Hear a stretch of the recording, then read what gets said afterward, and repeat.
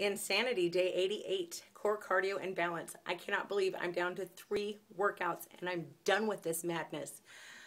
This has been a huge test of my mental fortitude. November was very challenging for me physically, and I got way behind. Obviously, I wouldn't be on day 88. But I stuck with it. I never quit.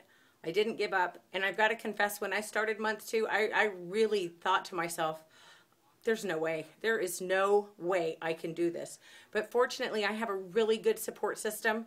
And I reached out to my friend. This is all online. I reached out to a group of people on Facebook that I know from Chalene Johnson's Camp Do More.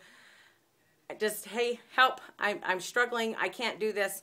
And they gave me the mental adjustment that I needed, and just reminded me that I can do anything I set my mind to. And you know what? You don't have to keep up with Shanti. You don't have to keep up with anybody in the video. All I have to do is push to my max every day, and that's what I did. And I only have 3 workouts left. I'm so excited. Bye.